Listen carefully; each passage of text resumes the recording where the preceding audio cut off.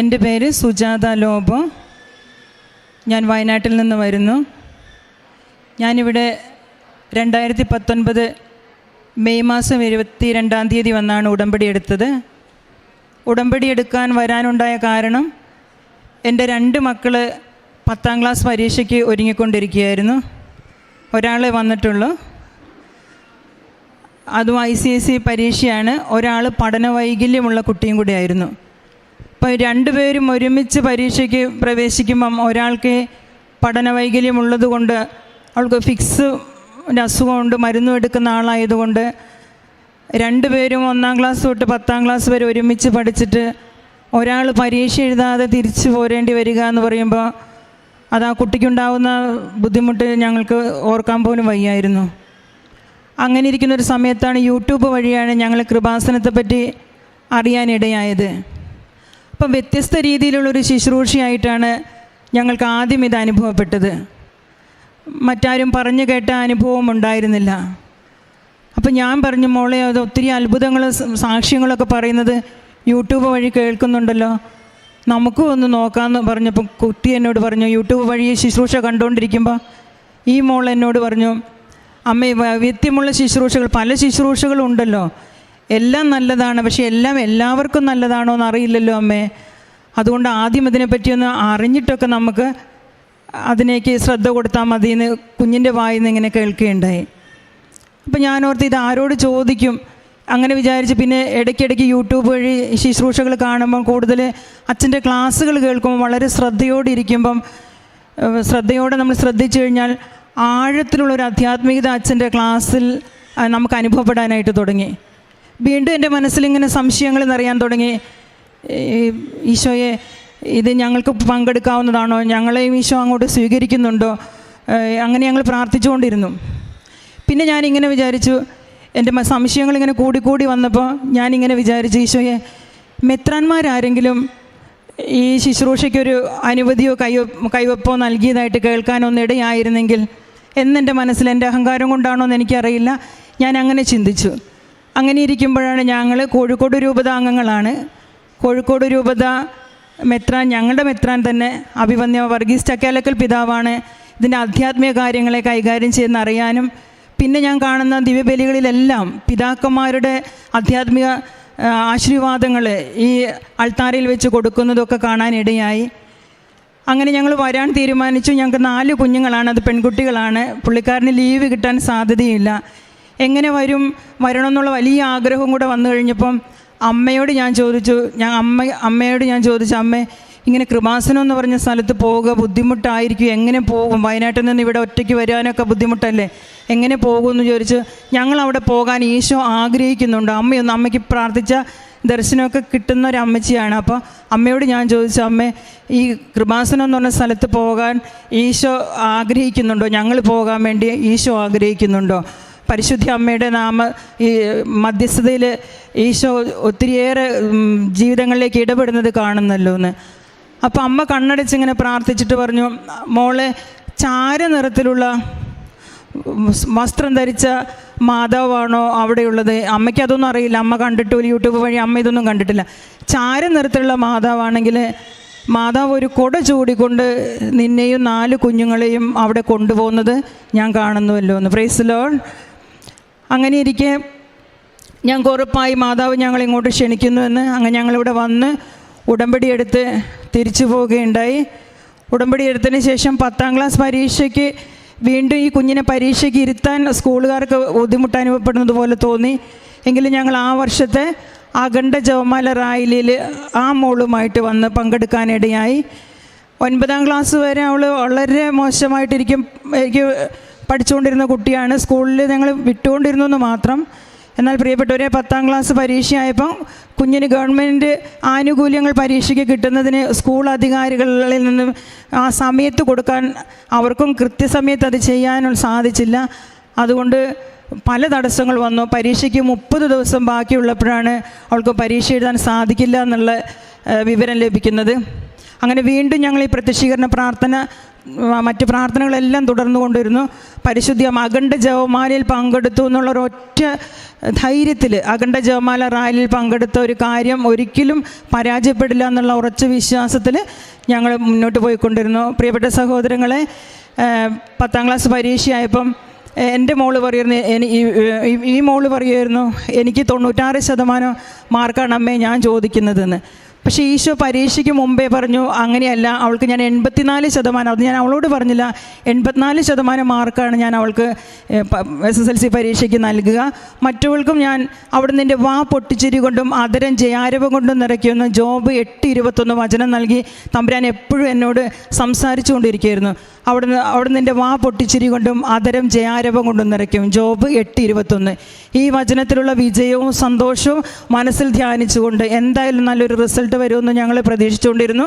പ്രിയപ്പെട്ട സഹോദരങ്ങളെ, റിസൾട്ട് വന്നപ്പം പഠന വൈകല്യമുള്ള കുട്ടിക്ക് 79% മാർക്ക് വാങ്ങി ഫസ്റ്റ് ക്ലാസ്സോട് സ്കൂളിലെ ഫസ്റ്റ് ക്ലാസ്സിൽ ഫസ്റ്റ് അവളാണ്. മാർക്ക് നൽകി പരിശുദ്ധ അമ്മയുടെ മധ്യസ്ഥം വഴി അവളെ അനുഗ്രഹിച്ചു. പിന്നെ മോൾക്കും അതുപോലെ തന്നെ 84% മാർക്ക് നൽകി പരിശുദ്ധ അമ്മ വഴി ഈശോളെ അനുഗ്രഹിച്ചു. പിന്നെ അവൾ 96% മാർക്ക് ചോദിച്ചതും ഈശോ കൈവിട്ടില്ല അവളെ. ആ വർഷത്തെ രൂപതയുടെ കാറ്റഗിസം +1 എക്സാമിനേഷന് രൂപതയിലെ സെക്കൻഡ് റാങ്ക് 96% മാർക്കുള്ള സെക്കൻഡ് റാങ്ക് നൽകി മകളെ അനുഗ്രഹിച്ചു. പ്രിയപ്പെട്ട സഹോദരങ്ങളെ, ഈ കുഞ്ഞുങ്ങൾക്ക് വേണ്ടി ഒത്തിരി പഠന മേഖലയ്ക്ക് വേണ്ടി പ്രാർത്ഥിക്കുകയും പരിത്യാഗങ്ങൾ ചെയ്യുകയൊക്കെ ചെയ്തുകൊണ്ട് എനിക്ക് തന്ന സമ്മാനമാണോ എന്നറിയില്ല. അതൊരു വലിയ കാര്യമായിട്ടല്ലെങ്കിലും ഞാൻ പറയുകയാണ്, കോഴിക്കോട് രൂപതയുടെ മതബോധന അധ്യാപകരുടെ പരീക്ഷയിൽ ഞാൻ അങ്ങനെ പഠിക്കാനൊന്നും ഒരു മിടുക്കില്ലാത്ത ഒരാളാണ്. മതബോധന അധ്യാപകരുടെ പരീക്ഷയിൽ സെക്കൻഡ് റാങ്ക് നൽകിയും അതുപോലെ രൂപതയുടെ മാതൃവേദിയുടെ കൂട്ടായ്മയിൽ ഒരു കവിത എഴുത്ത് മത്സരത്തിന് 2ാം സ്ഥാനം നൽകി എന്നെയും അതുപോലെ കുടുംബനാഥനെയും അതുപോലെ രൂപതയുടെ ആ വർഷത്തെ പഠന മേഖലകളിൽ ഏതെല്ലാം മേഖലകളിൽ ഞങ്ങൾ ഇടപെട്ടുവോ അവിടെയെല്ലാം ഉന്നത വിജയം നൽകി തന്നെ തമ്പുരാൻ പഠന മേഖലയിലെയും പ്രാർത്ഥനാ ജീവിതത്തെയും ഞങ്ങളെ ശക്തമായി അനുഗ്രഹിച്ചതിന് ഒത്തിരിയേറെ നന്ദി ഞങ്ങൾ പറയുന്നു.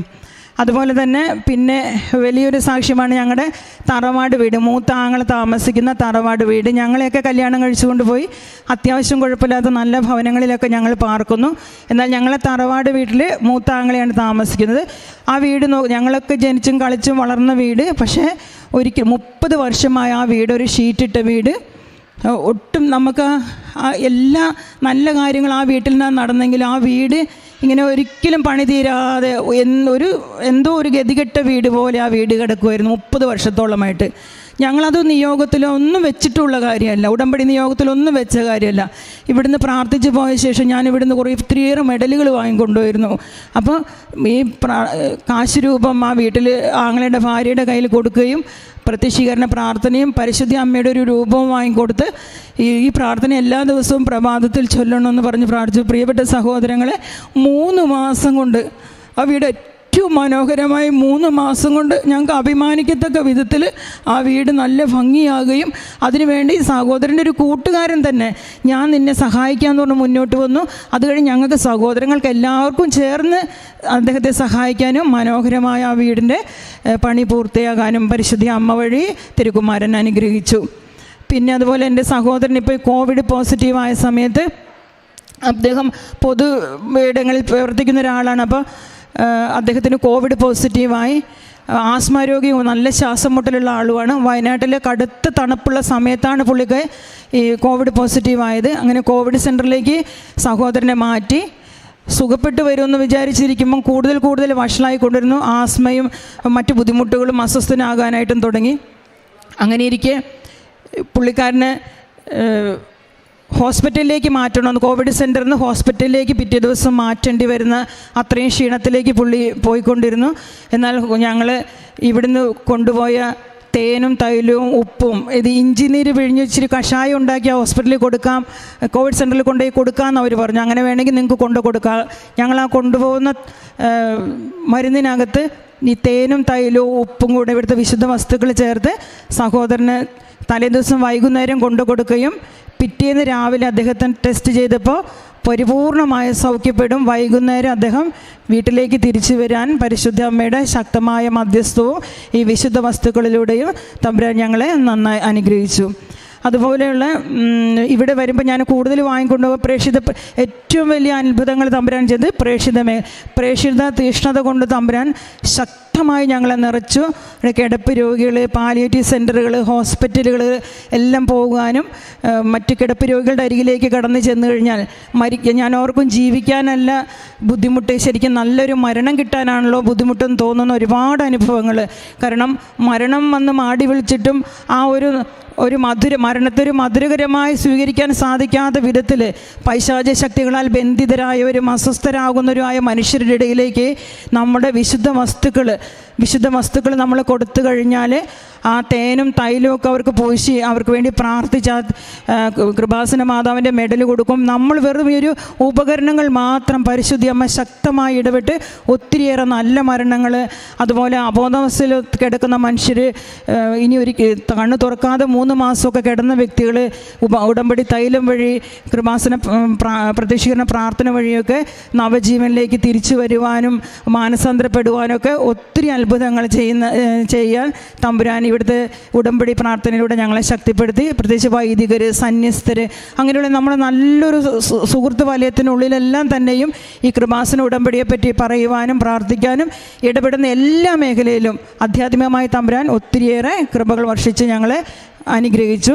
പിന്നെ ഒരു പുതിയ വാഹനം വേണമെന്ന് ഞങ്ങളൊരു ഉടമ്പടിയിലൊരു നിയോഗം വെച്ചിരുന്നു. അത് അവസാനം വെച്ചത് പുതിയ വാഹനം നൽകി മാതാവ് ഞങ്ങളെ അനുഗ്രഹിച്ചു. ഈ പ്രാവശ്യം എല്ലാ പ്രാവശ്യവും ഒത്തിരിയേറെ കഷ്ടപ്പെട്ട് ഞങ്ങൾ ബസ്സിലൊക്കെ കയറിയ ഒത്തിരി കഷ്ടപ്പെട്ട് ഇങ്ങോട്ട് വരാറ്. ഈ പ്രാവശ്യം ഞങ്ങൾ കുടുംബസമേതം പുതിയ വാഹനത്തിൽ തന്നെ ഇങ്ങോട്ട് വരാനായിട്ട് പരിശുദ്ധ അമ്മ ഞങ്ങളെ അനുഗ്രഹിച്ചു. ഏറ്റവും വലിയ അനുഗ്രഹം എനിക്ക് ആധ്യാത്മികമായി വളരുവാൻ ജോസഫ് അച്ഛൻ്റെ എനിക്ക് എത്രയോ വർഷങ്ങളായി തമ്പുരാൻ്റെ കൂടെ നടക്കുകയും തമ്പുരാൻ്റെ ശുശ്രൂഷ ചെയ്യുകയൊക്കെ ചെയ്യുന്നു. പക്ഷേ ഇത്രയും പോസിറ്റീവ് എനർജി ഇത്രമാത്രം അച്ഛൻ ഇന്ന് തന്നെ പറഞ്ഞു, എല്ലാം പോസിറ്റീവാണ്. അച്ഛൻ്റെ ഇന്നത്തെ ടോക്കിൽ അതന്നെ, എല്ലാം നെഗറ്റീവ് എന്നൊന്നുമല്ല, എല്ലാം പോസിറ്റീവാണ്. ആ രീതിയിലെല്ലാം നന്മയാക്കി മാറ്റുന്ന തമ്പുരാൻ്റെ കാര്യങ്ങളിൽ നിന്ന് അച്ഛൻ്റെ ആധ്യാത്മിക ശുശ്രൂഷകൾ, പ്രത്യേകിച്ച് അച്ഛൻ്റെ പ്രസംഗങ്ങൾ വളരെ ആഴത്തിൽ സ്പർശിക്കാൻ, അതിലൂടെ വലിയൊരു ആത്മീയ ജീവിതത്തിൻ്റെ സന്തോഷം അനുഭവിക്കാനുള്ള കൃപ തമ്പുരാൻ നൽകി. അതുപോലെ ഒരിക്കലും ഞാനിങ്ങനെ പ്രാർത്ഥിച്ചുകൊണ്ടിരിക്കുന്ന സമയത്ത് എനിക്ക് ആത്മീയ ജീവിതത്തിൽ ഒത്തിരി വളരണം, വിശുദ്ധിയിൽ വളരണം, ഇതെൻ്റെ വലിയൊരു ആഗ്രഹമായിരുന്നു. പക്ഷെ ഞാൻ അങ്ങനെ ചിന്തിക്കുമ്പോൾ എൻ്റെ മുന്നിൽ ഒരു വലിയ പാറ നിൽക്കുന്നതായിട്ട് കാണും. ഒരു വലിയ പാറ, ആ പാറയിലേക്ക് ഞാൻ എങ്ങനെയെങ്കിലും പിടിച്ച് കയറാമെന്ന് വിചാരിച്ച് ഞാൻ ശ്രമിക്കുമ്പം ആ പാറയാണെങ്കിൽ വഴുതുന്ന പാറയായിരിക്കും എപ്പോഴും. ഞാൻ പാറയുടെ ചുവട്ടിലാണ് ഇരിക്കുന്നത്. ഈ പാറ കയറി അപ്പുറം എത്തണം. എൻ്റെ ആധ്യാത്മിക ജീവിതത്തിൻ്റെ ഒരു ധ്യാന ചിന്തയായിരുന്നത്. ഈ പാറ കടന്ന് എനിക്ക് അപ്പുറത്തേക്ക് എത്തണം, മുകളിലേക്ക് എത്തണം. പക്ഷേ ഞാൻ ആ പാറയിലേക്ക് ചവിട്ടുമ്പോഴേക്കും അത് വഴുവഴുപ്പുള്ളതായതുകൊണ്ട് താഴോട്ട് വീഴും.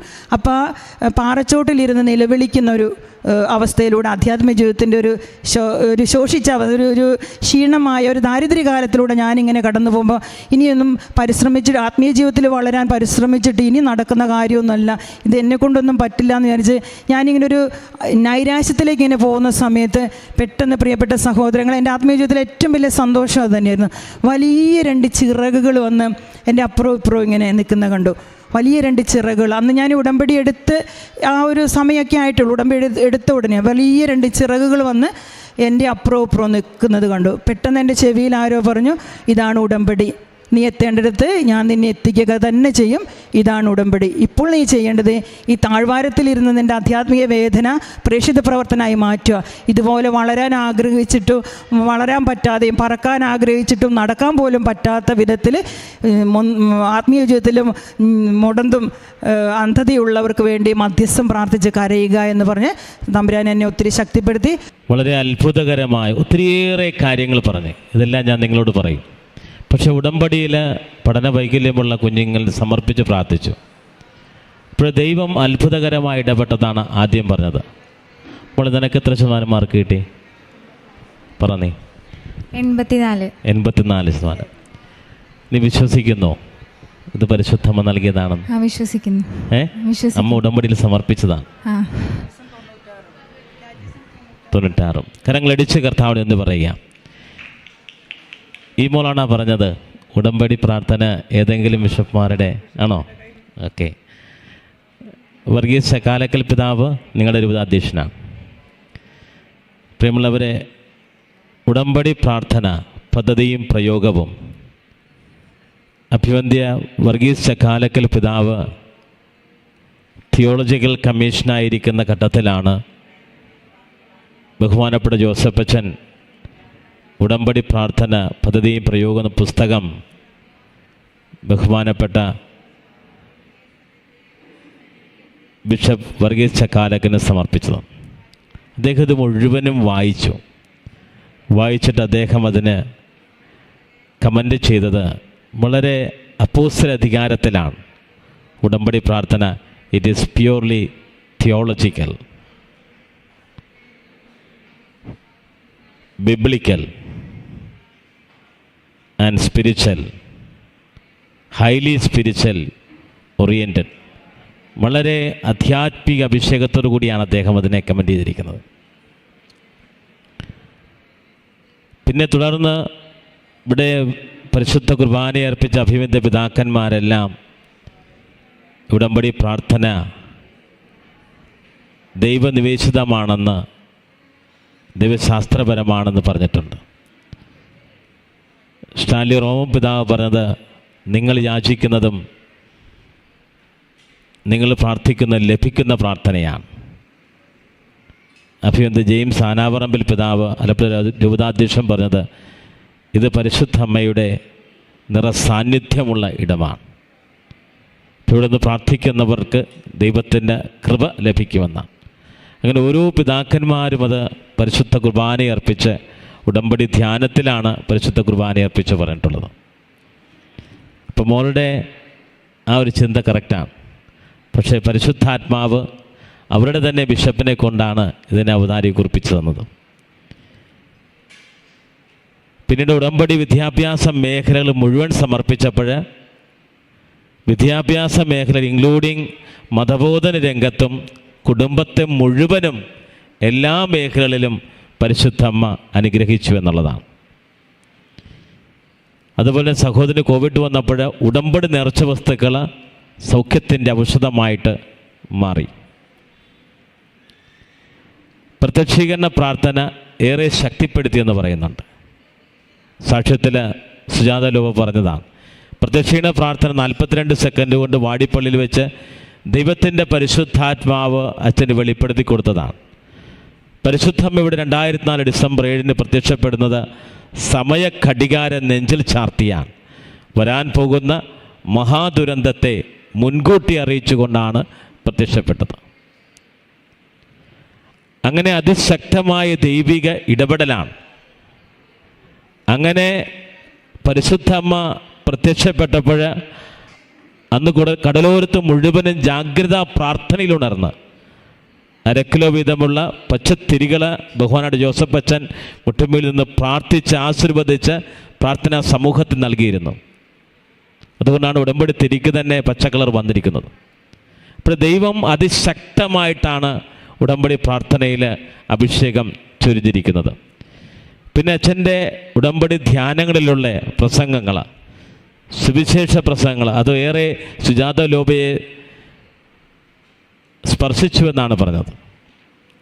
അതായത് ആയിരക്കണക്കിന് 10,000-കണക്കിന് ദൈവജനങ്ങൾക്ക് സുവിശേഷത്തിൻ്റെ സുഹൃതമായി പരിശുദ്ധമ്മയുടെ പ്രത്യക്ഷപ്പെട്ട താരിൽ നിന്ന് പ്രഘോഷിക്കുമ്പോൾ അവരുടെ ജീവിത മേഖലയിൽ സ്പർശിക്കുന്നുണ്ട്. ഒത്തിരിയേറെ സാക്ഷ്യങ്ങൾ അങ്ങനെ വന്നിട്ടുണ്ട്. ഒത്തിരിയേറെ ആരാധന സന്ദേശങ്ങൾ ലഭിച്ചിട്ടുണ്ട്. അതായത് കൃപാസന ഉടമ്പടി ആരാധന എന്ന് പറയുന്നത് അതൊരു പവർ സ്റ്റേഷനാണ്. യൂട്യൂബിൽ, ഫേസ്ബുക്കിൽ, വാട്സപ്പ് ഗ്രൂപ്പിൽ, ഷക്കീന TV-യിൽ, ഷാലോൺ TV-യിൽ ശുശ്രൂഷകൾ കണ്ട് പ്രാർത്ഥിക്കുന്നവർ ഹൃദയം കൊണ്ട് മനസ്സിലാക്കണം, അറിഞ്ഞുകൊണ്ട് പ്രാർത്ഥന ചെയ്യണം. ഇതൊരു പവറാണ്. കൃപാസനം ആരാധന ഒരു വലിയ പവർ സ്റ്റേഷനാണ്. ഇതിൽ നിന്ന് ശക്തി പുറപ്പെടുകയാണ് ഉടമ്പടിയിൽ സമർപ്പിച്ചിട്ട എല്ലാ നിയോഗങ്ങൾക്കും. കാരണം അമ്മ പ്രത്യക്ഷപ്പെട്ട ധാരയിലാണ്, അമ്മയുടെ നിറസാന്നിധ്യത്തിലാണ് ദിവ്യകാരുണ്യ ഈശോ പ്രതാപത്തിൽ എഴുന്നള്ളിയിരിക്കുന്നത്. ഇവിടെയാണ് ബഹുമാനപ്പെട്ട ജോസഫ് അച്ഛൻ കർത്താവിൻ്റെ സുവിശേഷം പകരുന്നത്. അതുകൊണ്ടാണ് അത് ജനസഹസ്രങ്ങളെ, വിശ്വാസ സഹസ്രങ്ങളെ ആശീർവദിക്കുന്നതും അവരുടെ ജീവിത മേഖലകളിൽ ഇടപെടുന്നതും. അപ്പോൾ ഒത്തിരിയേറെ കൃപകളാണ് ദൈവം കൊടുത്തത്. പുതിയ വാഹനം വാങ്ങാൻ ഉൾപ്പെടെയുള്ള ഒത്തിരിയേറെ കൃപകൾ. പിന്നെ സഹോദരൻ്റെ വീട് 30 വർഷമായിട്ട് ജീർണിച്ച് കിടന്ന അവസ്ഥയാണ്. പക്ഷേ അവിടെയും ഉടമ്പടി എടുത്തതിന് ശേഷം പരിശുദ്ധമ്മ ഇടപെടുകയാണ്. ഈ സാക്ഷ്യം കേൾക്കുന്നവർ ശ്രദ്ധിക്കണം. നിങ്ങൾ പരിശുദ്ധ അമ്മയുടെ അടുക്കൽ വന്ന് കൃപാസനത്തിൽ പ്രതീക്ഷയായ അമ്മയുടെ മുന്നിൽ വന്ന് ഉടമ്പടി ചെയ്ത് നിയോഗങ്ങൾ സമർപ്പിച്ചു കഴിഞ്ഞാൽ ഒരു വ്യക്തിയുടെ, ഒരു കുടുംബത്തിൻ്റെ സമഗ്രമായ മേഖലകളിൽ, അവരുടെ ഭൗതികവും ആധ്യാത്മിക മേഖലകളിൽ എല്ലാം പരിശുദ്ധ അമ്മയുടെ കൈവപ്പുണ്ടാകും. ഉടമ്പടി ചെയ്യുമ്പോൾ അമ്മ കൂടെ വരികയാണ്. ദൈവം കൂടെ വരുന്ന സംവിധാനമാണ് ഉടമ്പടി. സുജാത ലോബയുടെ ജീവിതത്തിൽ അച്ചിട്ടായിട്ട് ദൈവം പിന്നെ പ്രേക്ഷിത പ്രവർത്തനം, ശക്തമായ പ്രേക്ഷിത പ്രവർത്തനമാണ് ചെയ്യുന്നത്. ഇപ്പോൾ ഈ ശുശ്രൂഷ ഇപ്പോൾ കാണുന്നവർ, നിങ്ങൾ പ്രേക്ഷിത പ്രവർത്തനം ചെയ്യുന്നത്, ഒന്ന് കൃപാസനം പ്രേക്ഷിത പത്രിക വാങ്ങി കർത്താവിൻ്റെ സുവിശേഷ വേല അറിയിക്കുകയാണ്. പത്രം കൊടുക്കുക എന്നുള്ളതല്ല, സുവിശേഷം അറിയിക്കുകയും അറിഞ്ഞവരെ ആഴപ്പെടുത്തുകയുമാണ്.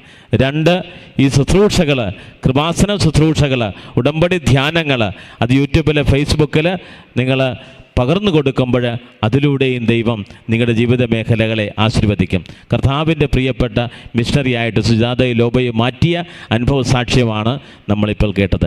ഈ സാക്ഷ്യത്തോട് കൊടുത്ത് നമ്മുടെ ജീവിതങ്ങൾ, നമ്മുടെ കുടുംബങ്ങൾ, നിങ്ങളുടെ പ്രേക്ഷിത പ്രവർത്തനങ്ങൾ, നിങ്ങൾ സമർപ്പിച്ച നിയോഗങ്ങളെ എവിടെ ഇരുന്നെല്ലാം എത്തി കേൾക്കുന്നുവോ അതെല്ലാം സമർപ്പിച്ചുകൊണ്ട് കരങ്ങൾ ഉയർത്തി കർത്താവിനെ സ്തുതിക്കട്ടെ. യേശുവേ സ്തോത്രം, യേശുവേ നന്ദി, യേശുവേ ആരാധന, ഹല്ലേലൂയ ഹല്ലേലൂയ, യേശുവേ മഹത്വം, യേശുവേ നന്ദി.